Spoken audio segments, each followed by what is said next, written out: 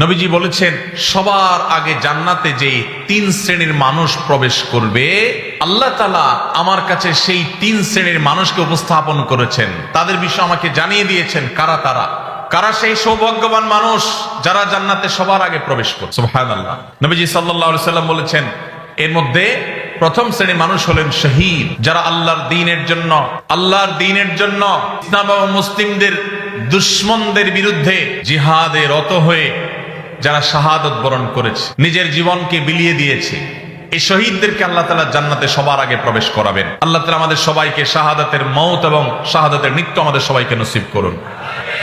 দ্বিতীয়ত, নবী সাল্লাল্লাহু আলাইহি সাল্লাম বলেছেন, ও আফিফুন মুতাআফফিফ, যে মানুষ তার চরিত্রকে কোন প্রকার কালিমা লাগতে দেয় না। ময়লা থেকে যেরকম আমরা আমাদের কাপড় চোপড়, আমাদের আঁচলকে তুলে ধরে বাঁচাবার জন্য আমরা সংগ্রাম করি, সমাজের চতুর্পাশে হারামের হাতছানি, অবৈধ সম্পর্কের জোয়ার চলছে, এইরকম পরিস্থিতিতেও যে মানুষ তার চরিত্রকে বাঁচাবার জন্য সংগ্রাম করে, চেষ্টা করে, পরিশ্রম করে, সাধনা করে, জয়ী হয়, নবীজি সাল্লাল্লাহু আলাইহি সাল্লাম বলেছেন, এই চরিত্র সংরক্ষণকারী মানুষটা যে হারাম রিলেশনে জড়াই নাই, আল্লাহ তাআলা জান্নাতে এই লোককে প্রথম প্রবেশ করাবেন। আর তৃতীয়ত হলেন ওয়া আবদুন আহসানা ইবাদাতাল্লাহ ওয়া নাসাহা লিমাওয়ালি, যেই কৃতদাস আল্লাহর ইবাদতও ভালো করে, আবার তার মালিকের কল্যাণও কামনা করে, মালিকের কোনো ক্ষতি চায় না, অর্থাৎ বান্দার হক আদায় করে, আবার আল্লাহর ইবাদতটাও সুন্দরভাবে করে, সেই কৃতদাসকেও আল্লাহ তাআলা জান্নাতে সবার আগে প্রবেশ করাবেন।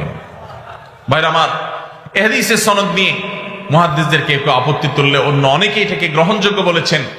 এই হাদিসের আলোকে আমরা যারা আমাদের চরিত্রকে হেফাজত করতে পারবো, আল্লাহ রাব্বুল আলামিনের এই বিশেষ পুরস্কার, সবার আগে জান্নাতে যাওয়ার সৌভাগ্য আমাদের অর্জন হবে। আল্লাহ তাআলা আমাদের সবাইকে সেই সৌভাগ্য অর্জন করার তৌফিক নসিব করুন। আমরা যদি আমাদের চরিত্রকে হেফাজত করি, লাভ কি আমাদের না আল্লাহ? আমরা যদি আমাদের চরিত্রকে হেফাজত করি, লাভ কি আমাদের না আল্লাহ? আমাদের।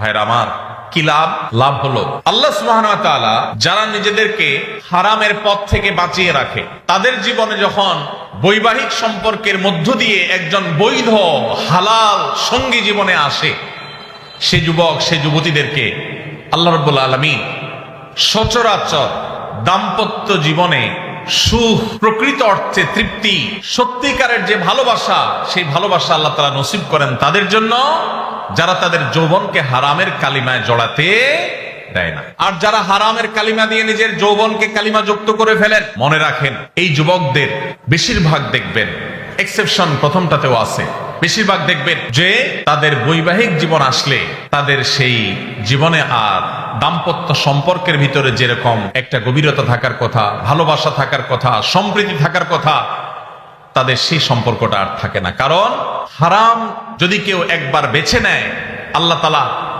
বৈবাহিক সম্পর্কের মধ্য দিয়ে হালাল সম্পর্কের প্রকৃত স্বাদ, প্রকৃত তৃপ্তি, প্রকৃত যে অনুভব, এটা থেকে আল্লাহ তাআলা ওই হারাম সম্পর্ককারীদেরকে মাহরুম রাখেন, বঞ্চিত রাখেন। পশ্চিম থেকে আমদানি করা এই সংস্কৃতিকে আমাদের দেশে যারা চাপিয়ে দিচ্ছে, তাদের বিরুদ্ধে আমাদের প্রত্যেকটা মানুষকে সজাগ, সতর্ক থাকতে হবে, সংগ্রাম চালাতে হবে। যদি সংগ্রাম না চালান, আপনার সন্তান, আপনার পরবর্তী বংশধর, আপনার জেনারেশন, তারা নষ্ট হবে, তারা ধ্বংস হবে, চরিত্রহীন হবে, লাম্পট্যের পথ বেছে নিবে, আর কবরে আল্লাহ আপনাকেও শাস্তি দিবেন যদি আপনি তাদের চরিত্রকে হেফাজত করবার কোনো উদ্যোগ গ্রহণ না করেন।